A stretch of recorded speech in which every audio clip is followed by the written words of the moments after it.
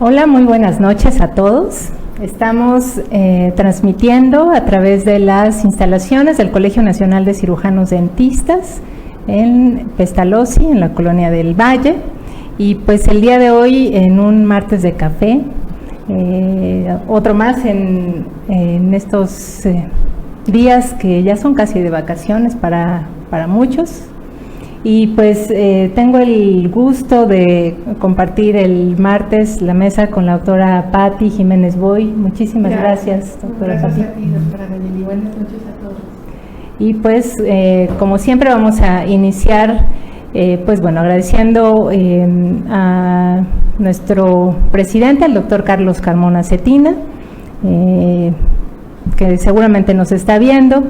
Le mandamos también un saludo al doctor Ricardo Rey Bosch, que esperemos que nos esté viendo también.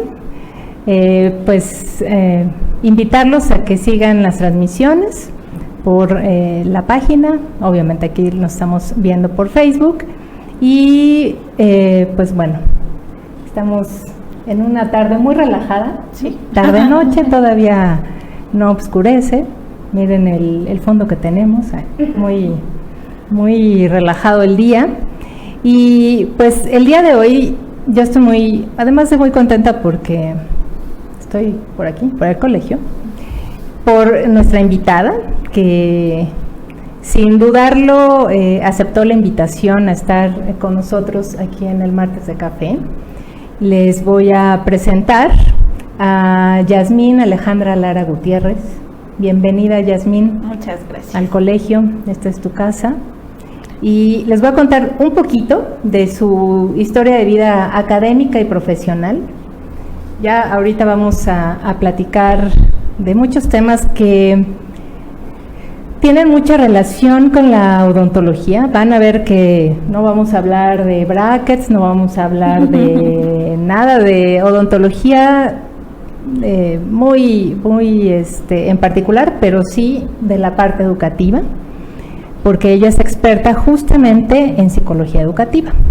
Les cuento que Yasmín Lara es licenciada y doctorante en psicología por la Facultad de Psicología en la UNAM. Ahí justamente en la UNAM nos conocimos hace unos años, no decimos cuántos, porque Yasmín era una niña.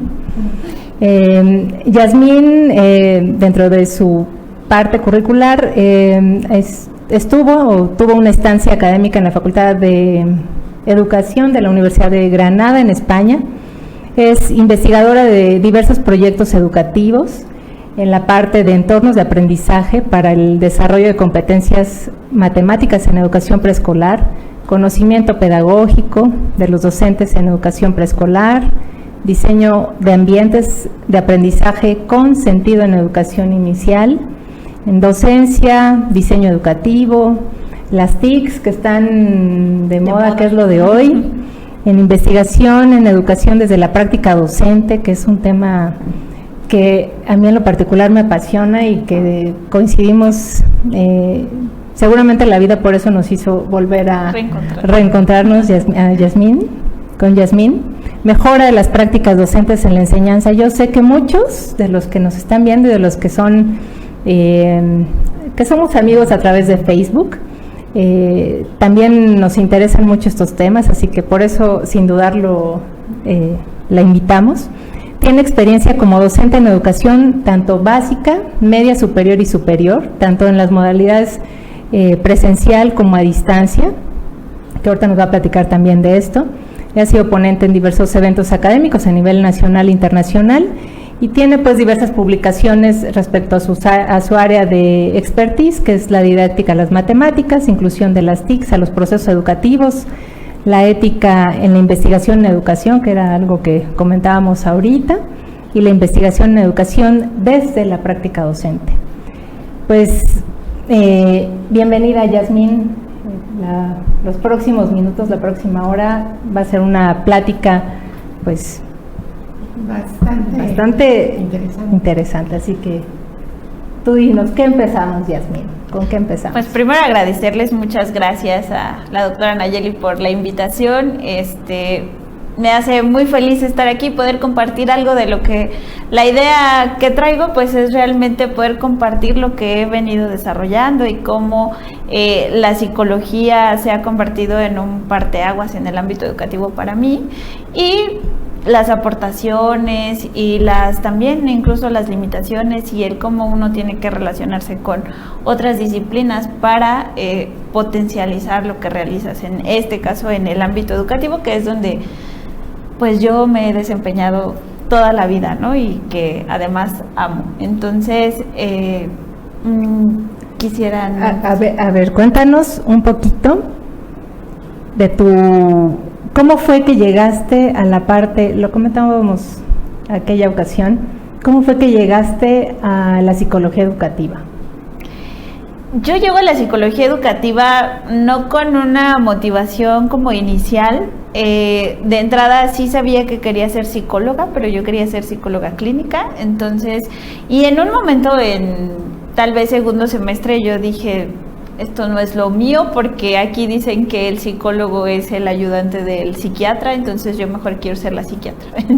Busqué como mi cambio hacia medicina, afortunadamente no se dio, y en quinto semestre encuentro a profesores, que creo que ahí está como la relevancia de la parte educativa, ¿no? O sea, siempre alguien que te inspira, o en muchas ocasiones quien te inspira es aquel que te forma, ¿no? Entonces, eso hace que tú definas no solo el tomar una asignatura, sino que definas una trayectoria de vida que vas después como alimentando y enriqueciendo, ¿no? Entonces, pues fue en ese momento el maestro Javier Alatorre Rico y la doctora Georgina Delgado Cervantes quien me invitan a formar parte de un proyecto de investigación muy lindo que tenía que ver con desarrollar, en ese momento era 2004-2005 y había habido un cambio en educación preescolar muy importante.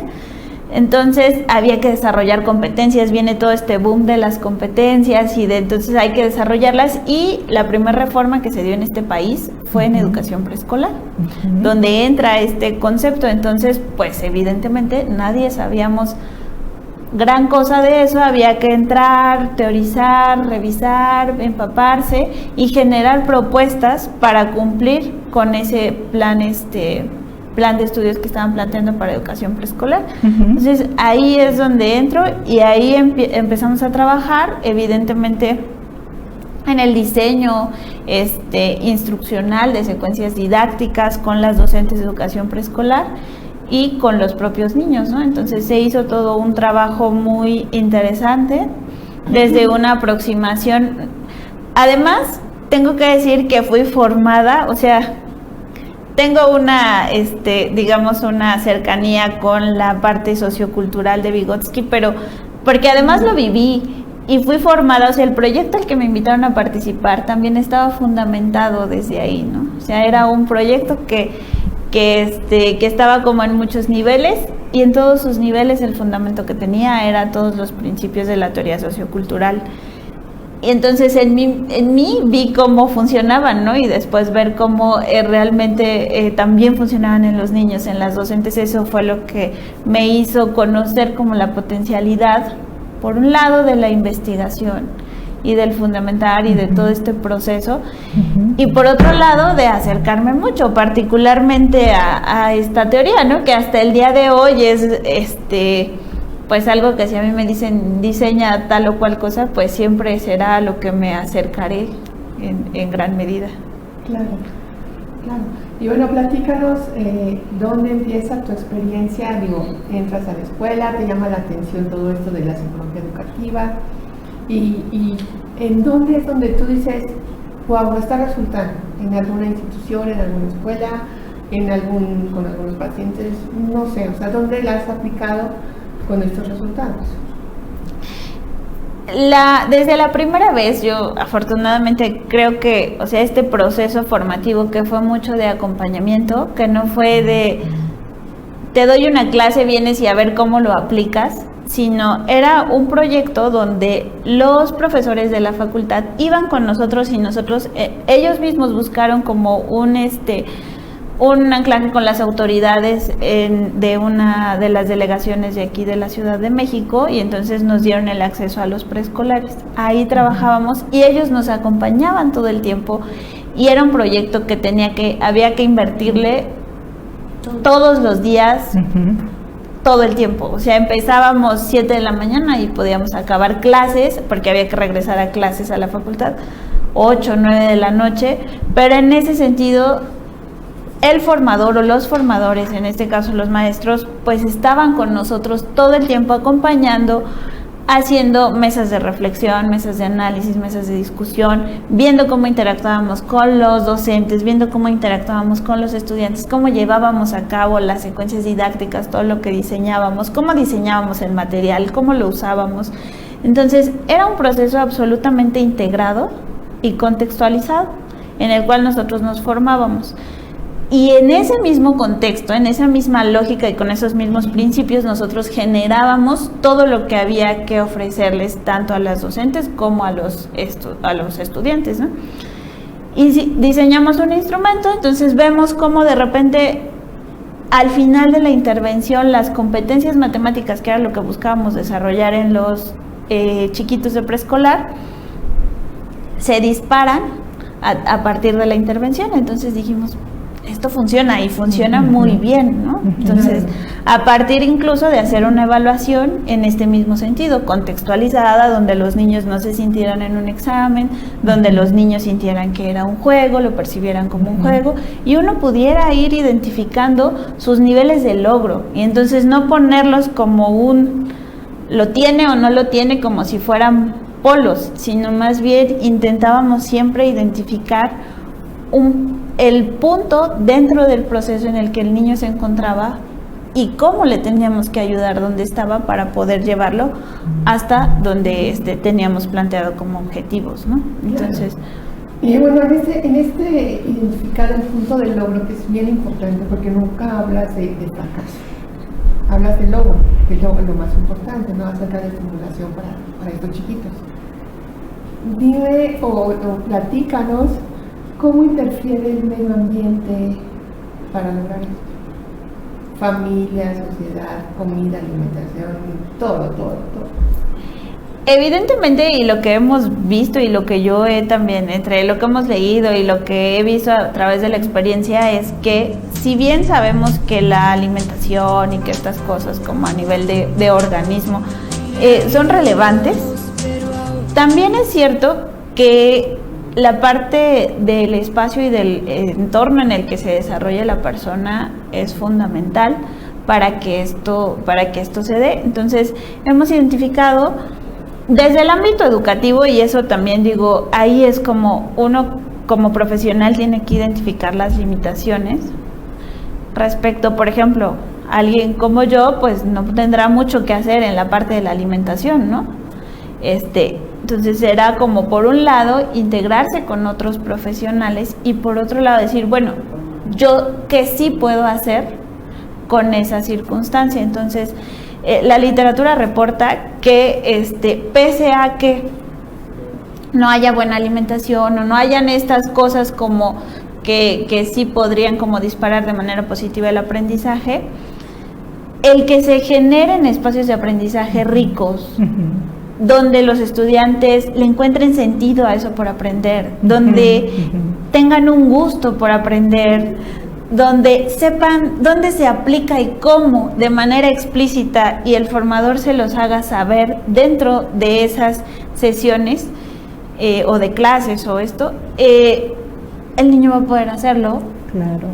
No importa tanto, digamos, o sea, si la alimentación es excelente, perfecto, será un elemento más, pero si uno se preocupa como educador de generar estos espacios lo suficientemente ricos, integrados, que consideren las emociones, las motivaciones, los intereses de los estudiantes, y que realmente se les haga explícita en cada una de las sesiones, ¿para qué les sirve eso? Porque generalmente los estudiantes siempre se hacen una pregunta, y es, ¿y esto para qué?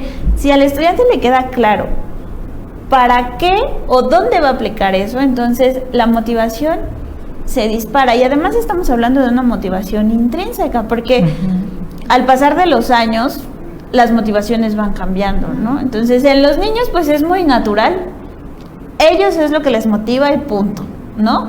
Pero, pues, avanzamos y ya luego puede ser la motivación, una calificación, lo que me promete el papá que me va a comprar, lo que sé que puedo lograr con eso, hasta llegar a los posgrados y decir, necesito el documento porque eso me va a hacer ganar más dinero.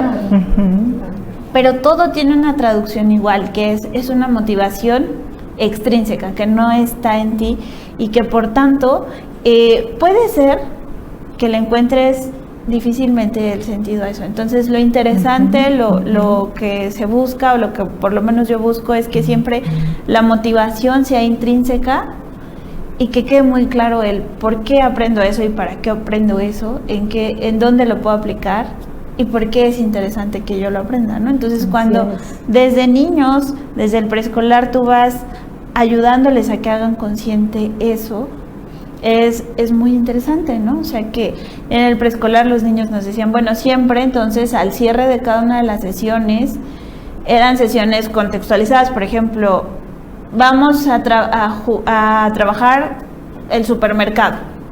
Y entonces, claro, lo que había detrás del supermercado, pues era noción de número, cálculos, sumas, restas, todo esto, ¿no? Manejo del dinero.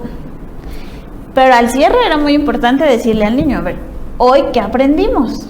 Porque no aprendimos a jugar al supermercado, aprendimos la noción de número, aprendimos a sumar, esto que tú hiciste se llama suma, esto se llama resta, y entonces ayudarles a que vayan interiorizando toda la parte de conceptos matemáticos que nosotros queríamos trabajar con ellos y que los fueran como haciendo propios y que vieran cómo se ponen en acción y cómo ellos son capaces de poner en acción eso. Entonces era muy interesante es muy interesante como los niños, o sea, le toman un cariño a las actividades y quiero hacerlo, y diferente a que si lo sientas y le dices, bueno, vas a hacer 20 sumas y 20 restas. Claro.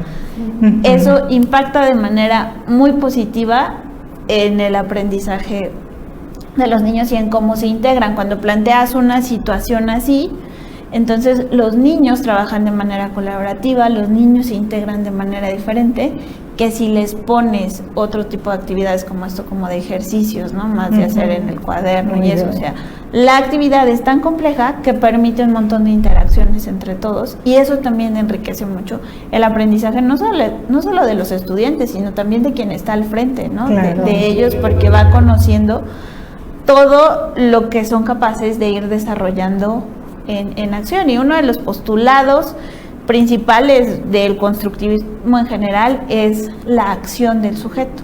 Entonces, va por ahí. Yasmín, doctora. Yasmín, ahorita nos has estado platicando mucho de los niños, porque por lo que veo empezaste como con esa, con ese grupo de la población, pero actualmente estás como en otra área dentro de la UNAM, que ya es más con los docentes, tanto a nivel bachillerato como de educación superior, ¿no? Cuéntanos un poquito más de esa experiencia y cuál es la diferencia entre este grupo de preescolares y ya a nivel universitario, qué es lo que has podido corroborar en esta parte profesional y laboral que has estado teniendo en los últimos años. Pues yo creo que, o sea, hay por un lado muchas similitudes y por otro lado sí tienen como sus elementos que lo diferencian bastante bien.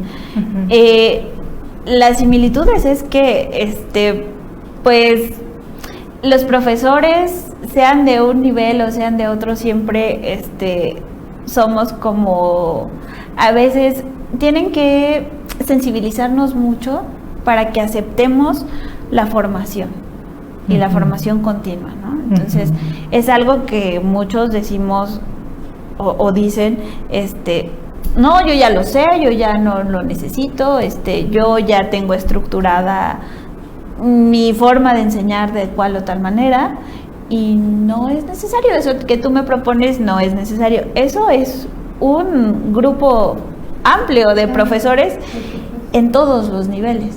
Entonces, trabajar con este proceso de sensibilización es básico, fundamental en cualquier nivel en el que tú quieras trabajar con docentes, ¿no? Eso no hay como, digamos, no he identificado diferencia.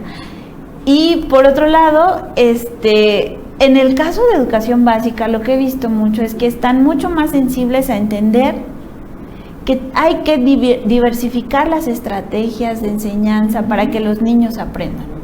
Y conforme vamos avanzando, esto se va perdiendo. Sí. Entonces, en educación superior él ya es grande, él ya es un adulto, y entonces él ya tiene que tener un nivel de razonamiento absolutamente abstracto, y esto de ponerle ejemplos y de hacer cosas y de contextualizarle, ay no, la verdad no. O sea, esto es como para básica, o que se lo enseñen en preescolar, pero aquí estamos en la universidad. Entonces es mucho el discurso también de un grupo amplio, aunque por otro lado las estadísticas nos digan que hay índices de reprobación altos en determinadas asignaturas, que generalmente siguen siendo los índices de reprobación más altos en matemáticas, en historia, por ejemplo, en cuestiones de la odontología o la medicina como muy, muy técnicas. Sí. Aún con esas estadísticas y aún con esa evidencia de que algo se tiene que hacer con es digamos difícil hacer que los docentes transiten como una comunidad que se pudiera poner de acuerdo y transiten hacia una propuesta, por lo menos para probar cómo se puede dar. Entonces, bueno, en general ahí está. Y los de básica son muy sensibles, son más sensibles a esto. En educación superior y media superior lo que encontramos es que son expertos en el área de conocimiento, muchas veces con pocas habilidades desarrolladas en la parte didáctica y pedagógica. Y sucede un poquito lo contrario en básica. Están muy sensibles en la parte pedagógica, didáctica, pero a veces cuando sondeamos la parte de conocimientos de la materia que van a enseñar, vemos huecos importantes, ¿no? Entonces, así es. De una o de otra forma, esto no logra, digamos, consolidarse y aterrizar en una enseñanza adecuada para las necesidades de cada uno de los estudiantes que presentan, ¿no? Que se presentan con cada uno de los formadores. Entonces, hay todo un modelo que justo sale del conocimiento didáctico del contenido, y entonces habla de esta integración, ¿no? No es buen docente el que es experto en el contenido, no es buen docente el que es experto en toda la parte pedagógica y didáctica. Será buen docente el que logre hacer esta integración entre la parte didáctica, pedagógica y que realmente también domine el contenido. O sea, son elementos básicos, indispensables. Entonces aquí voy a recuperar como la parte de la tecnología. Solo cuando un docente logra amalgamar estos dos elementos, puede echar mano de la tecnología como un recurso que le va a posibilitar potencializar eso que ya tiene ahí, pero solamente como un recurso y como un medio más, no como un fin ni como algo que yo no pueda lograr si no está el elemento tecnológico ahí. Entonces, y es algo que creo que actualmente nos podemos perder muy fácil. O sea, está tan a la mano la tecnología en muchos espacios, pero bueno, en las universidades creo que mucho más, en básica no tanto, pero sí en las universidades ya está ahí y todo el mundo hace uso de ello, pero no porque hagamos uso de ello quiere decir que estamos mejorando los procesos educativos. Y de eso hay que ser consciente, porque ha habido un montón de programas, por lo menos a nivel nacional, que no han sido lo suficientemente exitosos porque se ha puesto mucha atención en la parte de infraestructura, equipamiento, software, y muy poca en esta otra parte que tiene que ver con la formación respecto a amalgamar la parte pedagógica con la de contenido, y de ahí sale toda la parte de didácticas específicas. No es lo mismo enseñar prótesis que enseñar historia del arte. Claro. Evidentemente requieren Música, claro. estrategias, recursos, apoyos distintos, formas de abordarlo distinto. Y pocas veces, cuando abordamos en la generalidad de la didáctica, podemos aterrizarlo en cada una de las áreas de conocimiento, y eso es sumamente relevante para que haya éxito en los procesos educativos. Claro. A mí me surge una pregunta en todo esto, o sea, diversificar las estrategias de enseñanza, es decir, estar preocupado por cada momento, iba a decir para que el paciente, pero no, para que el alumno capte y esté activo. O sea, es una actividad constante, ¿no? Como tú dices anteriormente, sentados y aprendes lo que yo quiero que tú aprendas. Y si preguntas, no, o sea, no hay preguntas, porque así te decían. Exacto. No hay preguntas, es esto y punto, ¿no? Y actualmente la tecnología, como tú dices, sí afecta la enseñanza, porque no puede estar variado lo que sabe el profesor con la tecnología. Es muy difícil, es muy difícil. ¿Qué recomendarías tú para los docentes? Pues yo creo que primero y lo más importante es asumir que los recursos tecnológicos han permeado nuestra vida. Y eso tenemos que ser conscientes y tenemos que asimilarlo y aceptarlo, ¿no? Y entonces si han permeado la vida, evidentemente han permeado a nuestros estudiantes, a nosotros mismos. Y más nos vale, diría yo, que aprendamos a usarnos de la mejor manera, claro, en pro de el proceso educativo, ¿no? Entonces, pues negarnos a esto y decir aquí no se usa, aquí, evidentemente será como un trabajo y una lucha de nadar contra corriente. Hay formas de integrarlo y hay formas de integrarlo muy bien. ¿Qué es lo que pienso que hará la diferencia? Esto que tú comentas, que es que seamos conscientes de que el proceso educativo es eso, un proceso, y que trabajemos nosotros como formadores en procesos de reflexión de nuestra práctica, para que entonces eso nos ayude a ir tomando conciencia de hacia dónde vamos. Ahí Donald Schoen plantea todo esto del profesional reflexivo, y entonces dice, bueno, por lo menos hay dos momentos. Tú reflexionas cuando estás con los estudiantes, o sea, en la práctica, pero luego puedes reflexionar también sobre tu práctica.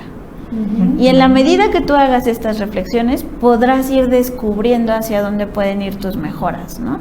Y en dónde están. O sea, esta capacidad que el docente tiene que o debe de tener de un gran observador es fundamental, porque si tú no determinas, no detectas en qué parte del proceso está cada uno de los estudiantes que tienes en tu grupo, tú no puedes ayudarlos.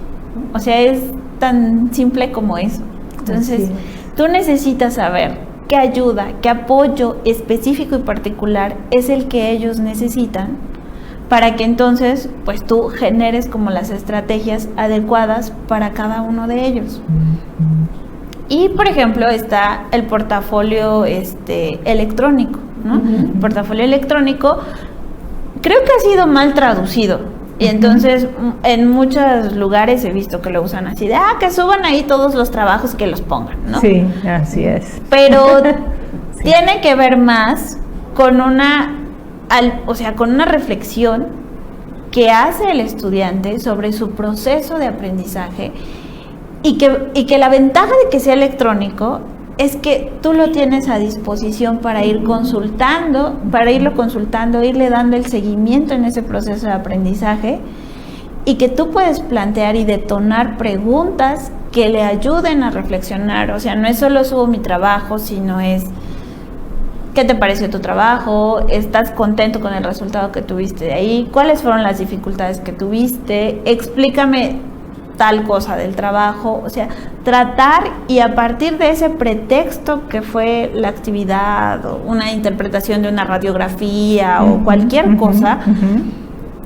a partir del portafolios electrónico reflexivo particularmente, puedas ir detonando el análisis y la reflexión del estudiante sobre su propio aprendizaje. Y que entonces sí eso te vaya dando cuenta, o sea, lo interesante es que no solo lo dice, sino lo escribe y lo va documentando, y entonces tanto el estudiante como el profesor pueden ir y regresar del portafolio las veces que quieran y plantear tal vez algunas consideraciones, otras preguntas que hagan enriquecer el proceso de manera bidireccional.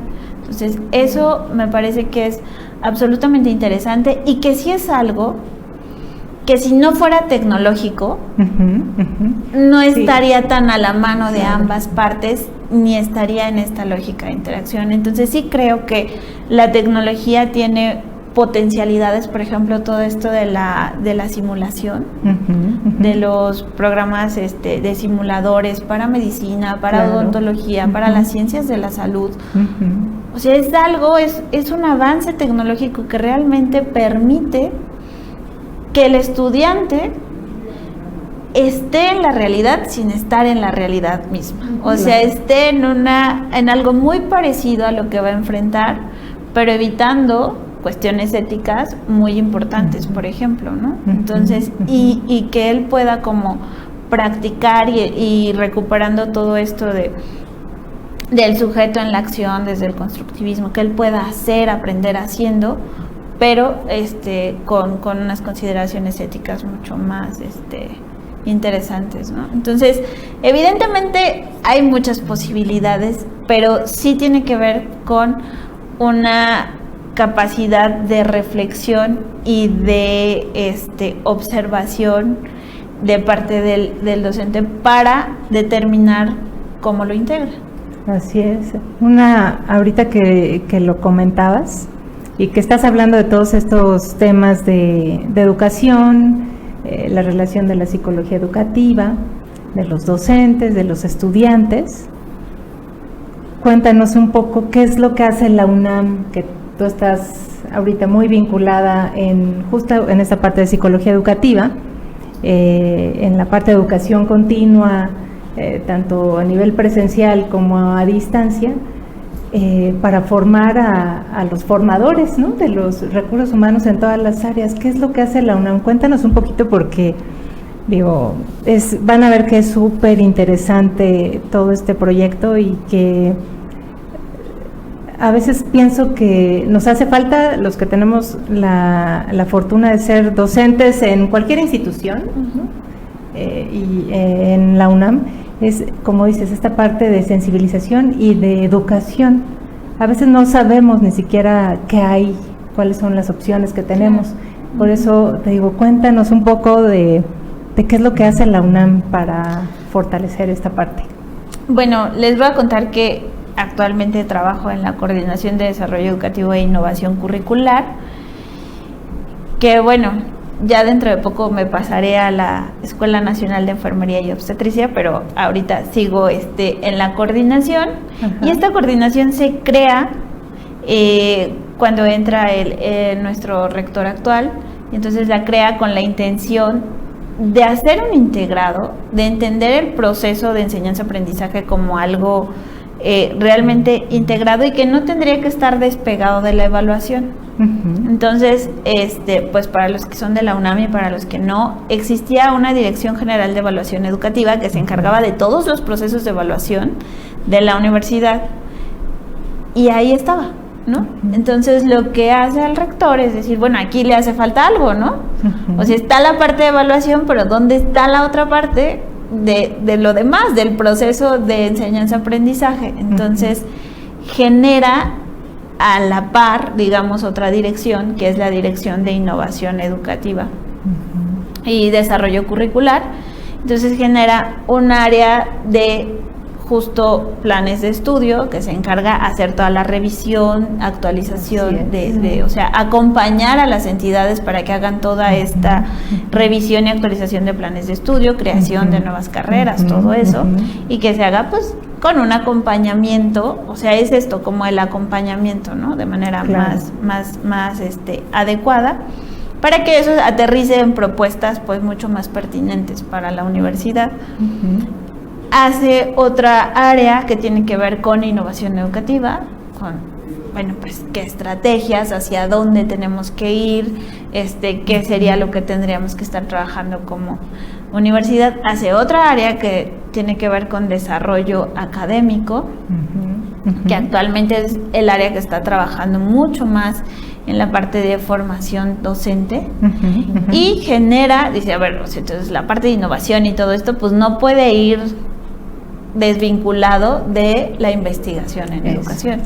Entonces genera el área donde yo participo y trabajo, que es el área de investigación en educación. Entonces estas 4 áreas junto con la de evaluación se convierten en lo que hoy es la coordinación. Y en este intento porque fuera algo mucho más integrado. Entonces, desde investigación en educación, la encomienda es: necesitamos que la universidad haya más profesores investigadores, pues porque está puesto en toda la parte normativa e institucional, ¿no? Sabemos que la UNAM busca mucho el desarrollo de la investigación, claro. y los profesores, o en una parte por lo menos de los profesores, eso es parte de las actividades.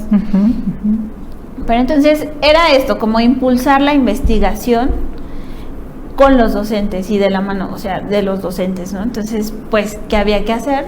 Pues iniciar procesos de formación con los docentes para que entonces pudiéramos como encauzar todo esto y realmente se pudiera lograr. Entonces empezamos a abrir cursos, talleres y un diplomado, pero sí la aproximación, pues dijimos, si es con los profesores, el profesor va a hacer investigación siempre y cuando tenga sentido, o sea, en esta misma lógica, tenga sentido para él.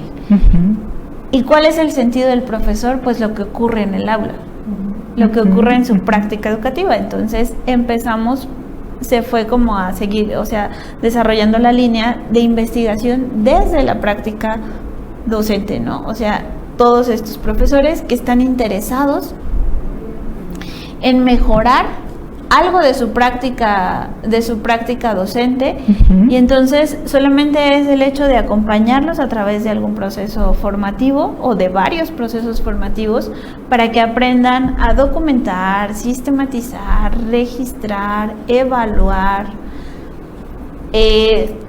los procesos que ya realizan, ¿no? Entonces, pues aquí entran un montón de habilidades que también, pues uno podría suponer que se tienen, pero que no en todos los casos es así, como búsqueda de literatura especializada, qué bases de datos voy a entrar, conocer todo lo que ofrece la UNAM en cuanto a información especializada, que es muchísima y que pues tendríamos que estarla explotando todos los días y no necesariamente sucede así.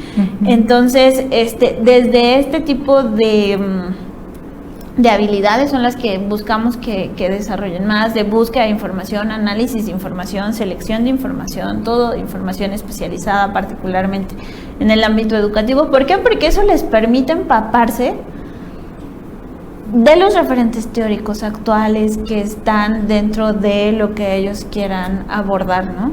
Y por otro lado, pues es acompañarlos en enseñarles o en ir trabajando junto con ellos, porque también lo que nosotros planteamos va mucho en el sentido de comunidades de aprendizaje, ¿no? O sea, estás con profesionales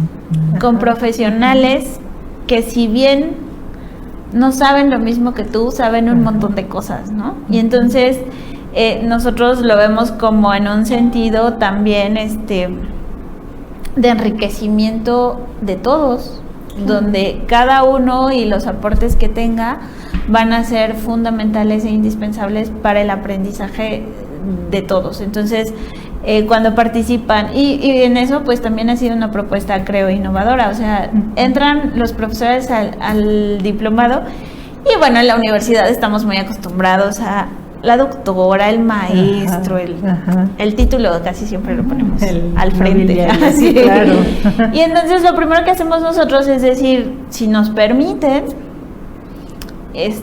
pues aquí es nuestro nombre, ¿no? O sea, Yasmín, Nayeli, como sea, ¿no? Pati, y así lo podemos llevar. Siempre aceptan. Y es muy interesante cómo se da la realimentación en ese nivel. Eso, Uno que tiene el registro y que sabe cuál es el grado de cada quien, es muy interesante a veces ver cómo alguien se anima a realimentar a otro que ni siquiera sabe que ya tiene un doctorado o que tiene un postdoctorado, pero que por algo está ahí, ¿no? Es una participación mucho más horizontal y es una realimentación de todos con todos, mucho más rica, porque parece que se rompe como una barrera. Entonces, ha sido muy interesante esta forma y esta dinámica con ellos de siempre estarles reiterando que lo que ellos saben es importante y aporta y suma al diplomado, ¿no? Entonces, y que también lo que uno sabe es una parte, que es una forma de ver la realidad, porque también son procesos muy ricos, porque llegan profesores de todos lados. Y tú te das cuenta cómo ven la investigación los de ciencias, cómo ven la investigación los de arquitectura, por ejemplo, cómo ven la investigación los profesores de bachillerato, cómo se ve desde las ciencias sociales, cómo se ve desde las ciencias de la salud. Y tú dices, wow, o sea, sí, entonces tienes que ser lo suficientemente sensible para entender y que eso responde a necesidades diferentes de cada una de las áreas. Entonces, en ese sentido, se enriquece muchísimo el proceso en estos niveles con tantas áreas de conocimiento y tantos profesionales participando en un mismo espacio. Claro, y lo que eso implica, ¿no? El que se formen los docentes y que se fortalezca la investigación, que después la van a aplicar con sus estudiantes, con ellos mismos y con sus estudiantes, y eso, pues, ¿en qué se va a traducir? ¿En qué se traduce? ¿Qué tienen ustedes en esta parte de las publicaciones y de todo lo que han podido trabajar? ¿Qué es lo que han encontrado, Yasmín? Pues se ha traducido en un montón de cosas, desde quien le encuentra tanto sentido al hacer investigación desde ahí, que propone en veterinaria, el profesor propuso hacer un grupo de investigación en veterinaria, ¿no? Entonces empezó a gestionar su grupo de investigación en veterinaria con los temas que a ellos les interesan y todo, ¿no? Se traduce en que profesoras del CCH participan en estos, no recuerdo ahorita cuál de todos los concursos, pero es un concurso que da cierto financiamiento para hacer investigación, y con ese protocolo, y quieren hacer una cosa muy interesante que tiene que ver con deserción escolar, con identificar cuáles son los factores que determinan o que participan de manera importante en la deserción de los estudiantes de CCH, por ejemplo. Entonces, son además proyectos que tienen un impacto muy importante y que realmente quien los gesta es un profesional, un docente sumamente motivado de manera intrínseca para hacerlo. Y entonces, pues nos da muchísimo gusto que nos digan, ay, a través del protocolo lo presenté y ya tengo el financiamiento para hacerlo, ¿no? Y entonces tengo seguro un año de trabajo,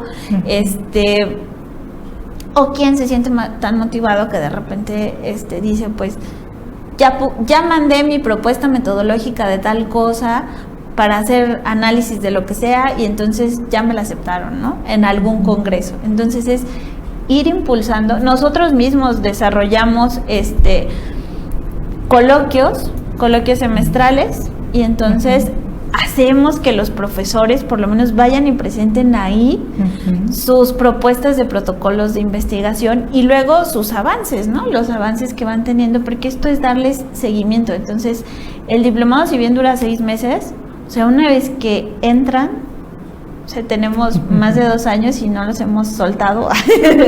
Y entonces es darlos, porque es justo eso, es el seguimiento. Y lo que queremos es, o sea, gestar esta comunidad que cada vez se vaya ampliando mucho más, y entonces les vamos dando roles cada vez más de mayor participación, de mayor alcance, y todo planteado igual desde esta misma lógica del socioconstructivismo, comunidades de aprendizaje, o sea, tanto para estudiantes como para los profesores. Esto resulta muy relevante. Una cosa fundamental es el seguimiento de cada uno de los procesos formativos que plantees con ellos. Si no hay un seguimiento, o sea, se vuelve una cosa que tomé en algún punto que pudo haber resultado interesante, pero al ellos ver que todo el tiempo estás ahí y que se trata de participar y de seguir, pues se genera ya no una idea de estoy en un curso y me voy, sino formo parte de algo, claro, y eso es continuo, y eso me hace que yo tenga que ir respondiendo, claro, a ciertas cosas. Entonces se hace un proceso mucho más complejo, pero más integrado y más rico para todos.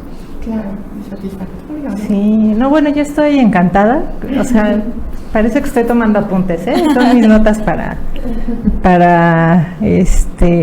pues las clases y todo esta parte de la formación docente. Y bueno, dice el doctor Carlos Carmona, que es el presidente del Colegio Nacional de Cirujanos Dentistas: saludos, muy buenos conceptos. El doctor Carmona también es cirujano dentista, es especialista en ortodoncia y también docente, entonces seguramente por eso hace este comentario. Y pues bueno, pues van a ver que van a decir, bueno, ahorita preguntan de qué es el tema, ¿no? Como que esperan a lo mejor algo muy de odontología, por eso les decíamos al principio, está muy encaminado y muy relacionado con la parte, sí, con todas las áreas, odontología, con la parte educativa. Pareciera, a lo mejor para algunos, no sé qué piensa la doctora Patti, qué piensa Yasmín, que es como únicamente en el aula, pero yo creo que esto va más allá del aula, de un espacio, a lo mejor ahora que ya no es solo el aula, ¿no?, sino de los espacios en educación. Yo creo que esta parte de los conceptos de educación, de psicología educativa, las comunidades de aprendizaje, cómo aprendemos y cómo desaprendemos, y eso se puede pues traspolar o a la parte personal, ¿no?, en nuestras propias comunidades, ¿no? Nosotros que somos mamás, claro, estamos finalmente formando, ¿no?, un ser humano que pues como decíamos, o como decía Yasmín hace rato, a veces los docentes somos algunos expertos en el área como de especialidad, pero no expertos en la parte docente. Entonces en nuestra parte personal, pues no somos expertos en ser padres, en formar, y esta parte de la educación pues también va hacia ese rumbo. No sé qué opinen, sí, ¿no? Claro, o sea, mi opinión es como tú dices, o sea, cada día aprendes y cada día enseñas. O sea, las 24 horas estás aprendiendo y estás enseñando, ¿sí? Y creo que es el objetivo del día con día, ¿no? Porque irte a la cama y decir, ¿qué aprendí hoy? Nada. ¿Qué enseñé hoy? Nada. Es un día feo, ¿no? Entonces, yo pienso, o sea, todo lo que tú estás diciendo y lo que está diciendo la licenciada Yasmín es aprender y enseñar cada día, cada momento, ¿no? Porque es simplemente de la observación. Okay, ¿Sí? Tú estás observando, estás analizando, ¿sí? Estás sensibilizándote, ¿sí? Y para esto, bueno, nuestros 5 sentidos, pues ahí están, ¿no? Tienen que estar ahí, al 100. Hay un concepto muy bonito que ha surgido en los últimos años que lo desarrolla César Coll, es un español de la Universidad de Barcelona, que habla y dice la ecología del aprendizaje. Y entonces cuando habla de la ecología del aprendizaje se refiere justo a esto que dice la doctora Nayeli, de aprendemos en todos lados. Las personas todo el tiempo estamos aprendiendo una serie de cosas, y eso sucede dentro y fuera del aula. Entonces eso también ya hay que reconocerlo. sea, los estudiantes no solo aprenden en la escuela, estudiantes del nivel que sea, ¿no? O sea, los de odontología no solo van a aprender odontología en la escuela, aprenden de un montón de espacios en donde conviven con los amigos, con la parte tecnológica y todo lo que nos brinda la red de internet. Bueno, eso es preponderante y muy importante, y a veces, o sea, esta parte de papá YouTube y que muchas veces te da las explicaciones, o ahí encuentras las explicaciones que tú necesitas. Eso no podemos negarlo. Es cierto que todo el tiempo aprendemos, y más bien es reconocer eso y decir, ¿cuál entonces podría ser mi papel como formador de ellos? ¿Cómo podría acompañarlos, enriquecerles esos procesos que de entrada ellos ya echan a andar? O sea, no es que estén esperando al profesor. Claro.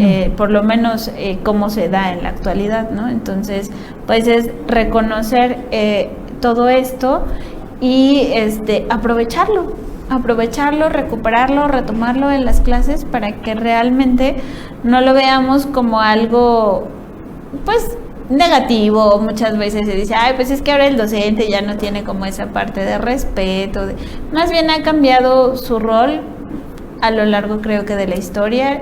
Y qué bueno, porque si no, pues diríamos que no ha habido como una transformación, ¿no? Entonces, qué bueno, y creo que hay que reconocerlo, y hay que reconocer que el proceso de enseñanza-aprendizaje es bidireccional, es dialéctico. En la parte teórica se habla desde el constructivismo de que es una cuestión dialéctica, no se asume que el conocimiento esté dado en el sujeto desde que nace, y tampoco se asume que vaya a ser como puesto y depositado en su cabeza como una copia de lo que ya existe, ¿no? Entonces, más bien se asume como una cuestión dialéctica entre el objeto, que es el conocimiento, y el sujeto, que es quien aprende, y cómo esta dialéctica hace que ambos se desarrollen.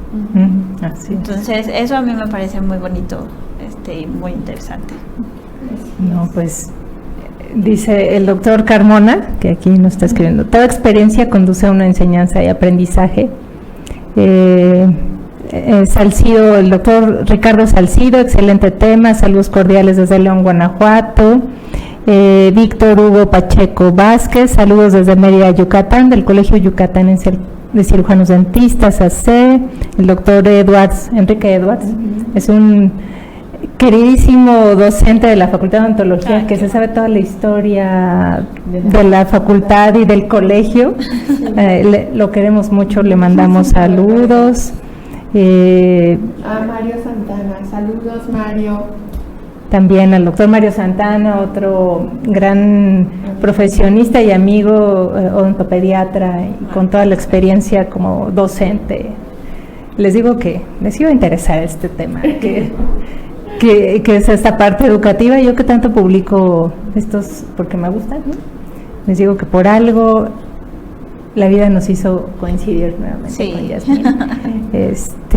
Y pues bueno, es todos estos temas de educación, finalmente, en Yasmín Lara aterrizan en que hace rato nos comentabas algo de una AC, de una asociación. Cuéntanos un poco de esta asociación en la que pues es un proyecto que tienes y que has tenido durante los últimos años. ¿Cómo es que te involucras, que te vinculas y cómo está relacionado contigo, Yas? Bueno, surge, digamos, de manera paralela. Es una AC que busca justo el desarrollo integral, o sea, por eso le pusimos desarrollo integral de las personas en este sentido, ¿no? De entender que uno aprende en todos lados y que ese aprendizaje justo te permite un desarrollo y otras oportunidades y otras posibilidades, ¿no? Entonces, en algún punto de la vida a mí me tocó ser docente de educación básica en una zona, digamos, poco favorecida económicamente en el Estado de México. Entonces, a partir de ahí, yo identifiqué como que había una necesidad amplia y ya lo comentábamos antes de iniciar el programa.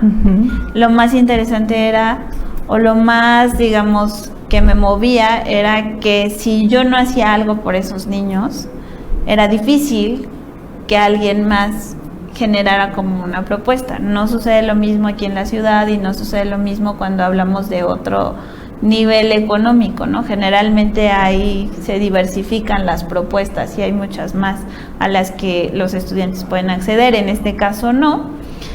Y entonces pues yo empiezo a identificar casos con problemas de aprendizaje y empiezo a apoyarlos en mis tiempos libres, en cómo podía. Y eso pues cada vez lo fui formalizando más, hasta buscar un espacio donde va a ser el aula, comprar material, cada vez al paso de los años se fue formalizando más, hasta que hace 4 años pues entonces me dijeron, es que tú lo que necesitas es una C en términos digamos jurídicos, legales, para que tuviera como cierto nombre, ¿no? Claro. Y entonces ahí dentro de la ACE pues dije, bueno, hay que nombrar de alguna manera a esto que hacemos con los niños y justo le llamamos ambientes de aprendizaje enriquecidos. Y entonces aquí lo que tenemos es una población de niños que llegan ahí porque dicen que no aprenden, o sea, problemas de aprendizaje en la escuela, ¿no? Eso fue en un inicio, después empiezan, o sea, tiene tal éxito el proyecto que empiezan a llegar niños regulares y niños hasta de excelencia. Wow. Y entonces los aceptamos en esta lógica de comunidad y de decir, aquí todo el mundo se enriquece de todos, ¿no? Y algo interesante también de este proyecto es que lo hicimos multigrado. Entonces generábamos una actividad integradora y todos participaban. Lo que teníamos que hacer es ajustar el diseño de la actividad y las demandas cognitivas, digamos, de cada una de las actividades a cada uno de los niños, porque podía haber niños de 3 años y de 12 años, ¿no? Entonces había que ajustar las tareas a cada uno de los niveles, pero si íbamos a construir un barco y ese barco tenía que navegar en el agua, todo mundo salía con su barco, ¿no? Entonces, claro, los apoyos, las ayudas a los más chiquitos, pues casi les das el barco medio armado, ya nada más a los más grandes desde que lo diseñen. Entonces las demandas cognitivas es lo que va cambiando, pero todo el tiempo era absolutamente favorecedor o es absolutamente favorecedor ver cómo en esta posibilidad que siempre en las comunidades pues hay escuelas multigrado y se ve más como una desventaja que como una ventaja. Así es. Aprendimos a recuperar esto como una posibilidad de aprendizaje y de enriquecimiento para todos. Entonces, cómo los chiquititos de 3 años se enriquecen de los de 12 y cómo los de 12 aprenden a convivir y aprenden a enseñarles, a explicarles a los más chiquitos, a tratarlos, es muy interesante, ¿no? Y entonces uno dice, es que esto es más cercano a la vida, o sea, tú te relacionas en la vida con un montón de personas que no necesariamente son de tu edad. Claro. Y que tienes que hacerlo y que tienes que aprenderlo. Entonces, este espacio puede servir, o sea, para eso. Entonces, justo lo que les decíamos es, aquí se trata de, por un lado, impulsar la motivación de los estudiantes respecto al aprendizaje, porque tristemente está muy mermado en las escuelas, por lo menos de esa zona, ¿no? Entonces, los niños lo que tienen es, yo ya no quiero ir a la escuela, yo ya... mejor aquí, mejor ya de veras me dedico a otra cosa. Y son niños muy pequeños que uno dice, es muy triste que suceda, o sea, que estén esos pensamientos en su cabeza cuando uno sabe que la educación puede hacer la diferencia en su calidad de vida en un futuro, ¿no? Claro. Entonces es como impulsar eso, ayudarles, y yo decía, bueno, la idea que se les genere de la escuela, que entiendan que solo es una experiencia, que no traduzcan eso es aprendizaje, sino que entiendan que aprendizaje puede ser otras miles de cosas divertidas, interesantes, con aplicación, con sentido, y que este espacio se convierta en eso, en, digamos, un contrapeso de lo que sucede en la escuela, y es así como lo hemos estado llevando, con bastante éxito, creo yo, y lo traduzco a éxito porque los niños van con muchísimo gusto y con mucha alegría, y entonces, bueno, comentan cosas como, mejor nada más hay que venir aquí y ya no hay a la escuela. Entonces ahí se ve que sí, como que hay este logro, ¿no? Este logro, y además, bueno, sus evaluaciones que vamos teniendo, y que eso tiene una traducción secundaria, que es que mejoran en las calificaciones en la escuela, pero sí, para nosotros eso es como un punto y aparte, y es eso, un efecto, digamos, solo de lo que viven ahí, no es el centro para nosotros. Qué importante. No, pues Yasmín, Pati, yo creo que esta plática da para mucho más. Sí. Esperamos que no sea la última, que esta sea la primera de muchas ocasiones que nos acompañes, no solo en Martes de Café, pudiera ser en un día de aula virtual, ¿no? Que nos vengas a compartir algún tema que, es más, les vamos a mandar a preguntar a todos los que ven como que, para que Yasmín lo prepare. Muy bien. Y nos lo comparta, que seguro les va a encantar. Y pues se pasó muy rápido. Yo dije, bueno, a esta hora y no vamos a poner música. Consta que ahora no pusimos música. Solemos poner alguna que otra cancioncilla, pero ahora ni siquiera pusimos nada. No sé. Tenemos un libro aquí. No sé yo. Sí, yo dije, aquí estos son mis apuntes ya. Ya voy a seguirla, para seguir aprendiendo como docente. Pues justamente te vamos a comentar. Bueno, ya te había compartido.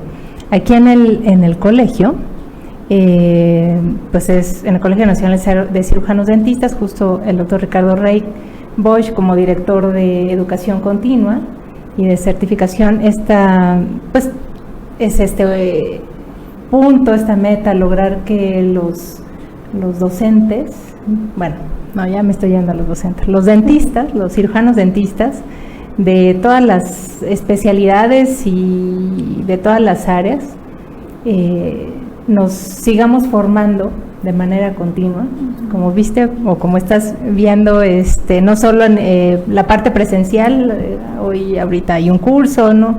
Talleres, diplomados, y justo está en puerta. Vamos a pedir al doctor, ¿dónde está el doctor Medrano?, para que nos comparta de este proyecto que está por iniciar aquí en el colegio, que es un proyecto de educación continua, que bueno, aquí está el experto y el creador de este proyecto, doctor. Pues muchas gracias, y gracias, doctora Nayeli, doctora Pati, bienvenida. Muchas gracias. Me quedé a su entrevista, muy interesante para la parte docente, quienes hemos tenido esa formación tan importante. Dicen que el egreso y el perfil de cualquier profesionista en cualquier institución se basa en su plantilla docente, su nivel. Y la felicito, doctora, por toda esta labor que ha estado usted haciendo. Y muchas gracias. Casa pues sí, nada más es darles... Así es, déjenme. Sí, escuchamos, ¿se escucha? Bueno, pues para no interrumpir mucho, es recordarles que tenemos ya abierto las inscripciones para este diplomado que tanto nos lo han estado solicitando sobre prótesis fija y removible en estética. Siguiendo la innovación que tenemos en rehabilitación en la parte de salud bucal, bueno, pues ya damos respuesta a ello y bueno, pues los esperamos. Diseñamos un plan de trabajo modular por 6 meses para que se lleve a cabo con el protocolo que se requiere, ¿sí?, lo que es la cura, la rehabilitación y la restauración de aquellos trastornos tanto de articulación como de pérdida dentaria, y que lógicamente esto diezman a la calidad de vida de cualquier persona.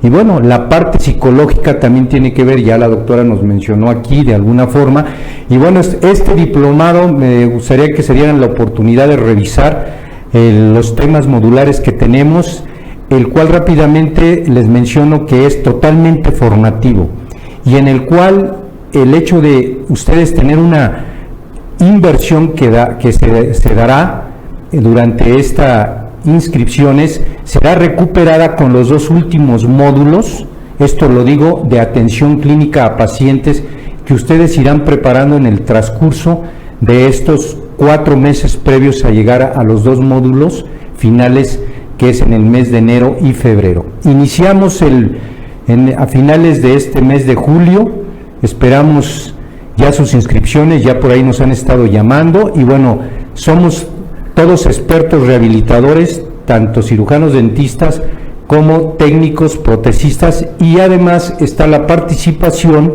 de ahí porque se incluyen los materiales dentro de lo que es el paquete de este diplomado, de las empresas innovadoras ahorita en circonia, en materiales de impresión, en materiales no cerámicos y cerámicos, ¿sí? Y bueno, tenemos toda una parte de evidencia clínica también con un fotógrafo profesional, Leo. Ahí estamos, ¿sí? No seremos los guapos, ¿verdad?, que esperan ver, pero al final, pues sí somos los profesionales que nos preocupa que los profesionales en rehabilitación siempre estén presentes y actualizados para que cumplan su labor, ya que esto favorece la calidad de vida de cualquier persona. Y bueno, pues los esperamos ahí. En pantalla están los datos para que ustedes revisen. Si tienen alguna duda nos pueden llamar, y bueno, pues esperamos ya iniciar y que tenga un éxito como todo lo que se ha llevado aquí en los diferentes cursos, talleres, y pues es un diplomado el cual es teórico, práctico, y práctico no hablo nada más de la parte de laboratorio, sino la parte clínica. Las empresas nos van a apoyar mucho con los materiales de innovación, no vale ahorita que estoy yo mencionando, pero dentro de lo que es la publicidad, ahí pueden ver nuestras empresas, lo último en tecnología, en materiales restaurativos, como en técnicas de CAM-CAM y técnicas de prostodoncia parcial removible. Y bueno, pues los esperamos, y muchas gracias por este espacio de difusión, doctora, y una vez pues agradecemos también la presencia aquí de la doctora. No, muchas gracias a ustedes. Entonces ya saben, ¿cuándo empieza, doctor? El 22 y 23 de julio, pero esperamos sus inscripciones a partir de esta semana y la siguiente, y bueno, estamos a disposición para cualquier duda que tengan sobre qué incluye los costos. Estamos dando costos preferenciales y de recuperación realmente. Y bueno, pues lo van a recuperar todos los que asistan, porque al final la parte clínica, pues ahí con sus pacientes ellos van a poder trabajar, y bueno, pues ellos recuperan.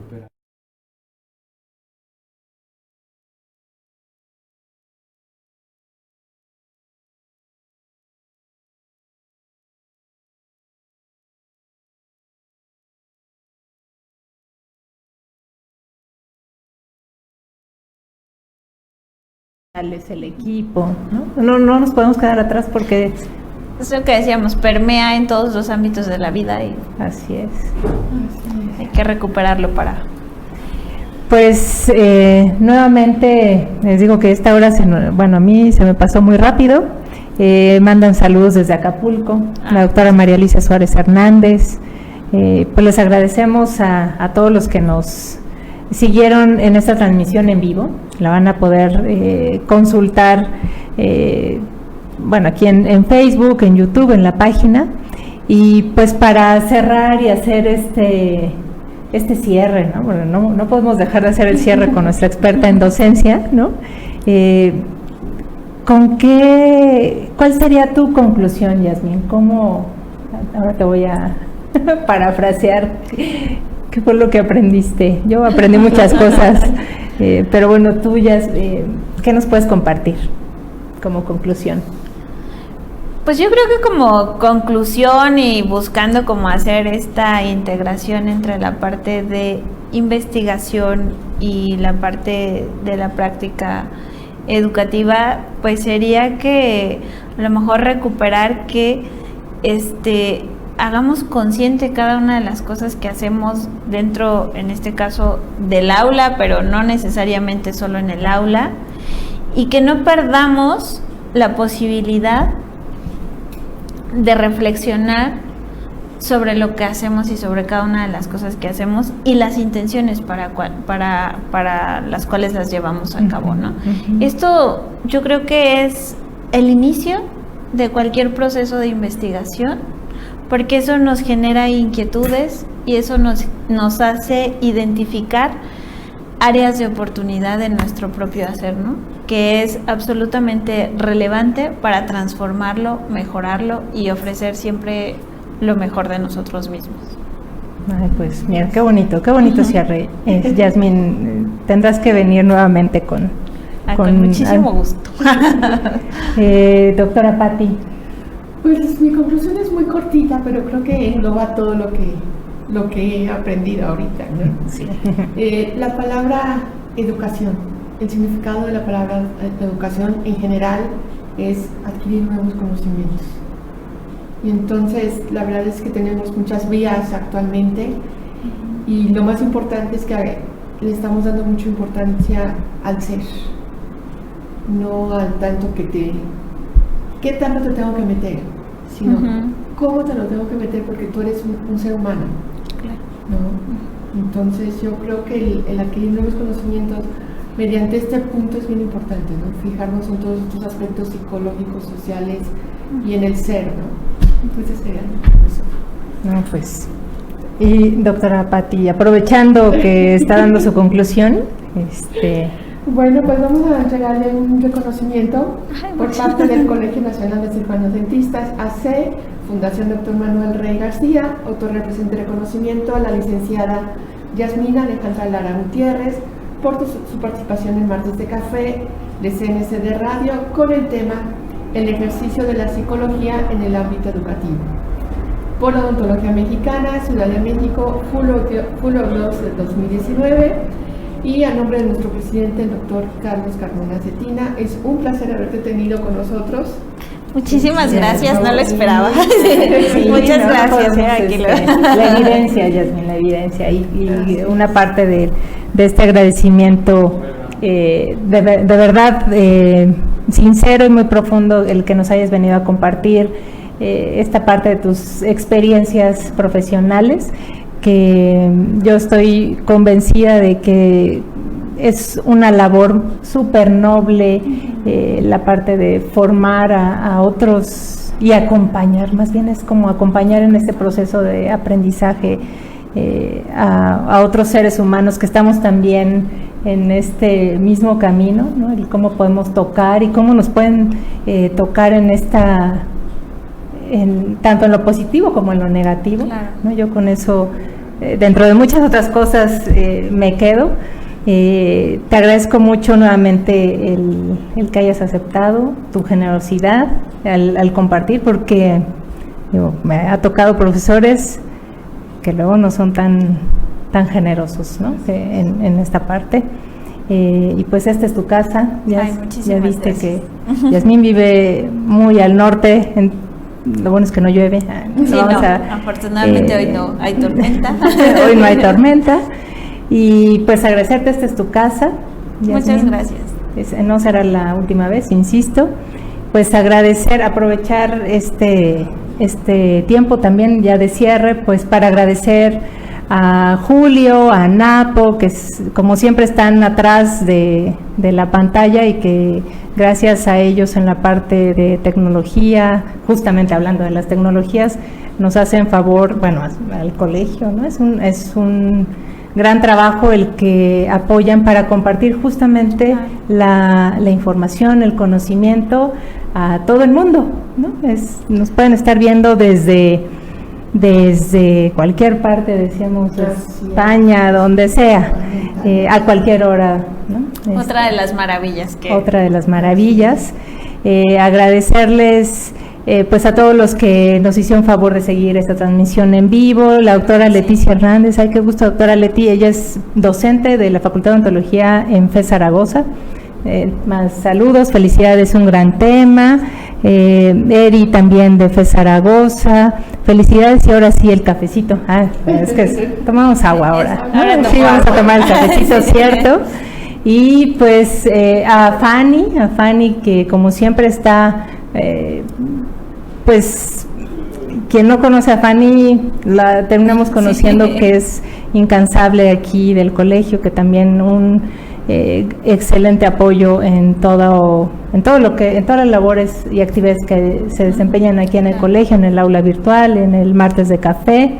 Al doctor Carlos Carmona Cetina como presidente del Colegio Nacional de Cirujanos Dentistas, que también es un luchador y trabajador incansable, todo el tiempo está desde las 6:30 de la mañana aquí en el colegio. Y por supuesto a nuestro doctor Ricardo Rey Bosch, que es el creador de esta gran idea del martes de café del aula virtual, y como director de educación continua, pues justamente nos abre las puertas y nos cobija para poder pues dar como lo que podamos compartir en con nuestras experiencias de vida. Y pues a todos, muchísimas gracias, doctora Pati, que siempre está aquí al pendiente y apoyando a la doctora Pati en todo. A ti, Jazz. No, y pues, gracias a ustedes. Nos vamos. Buenas noches, nos vemos el próximo martes. Buenas noches. Gracias.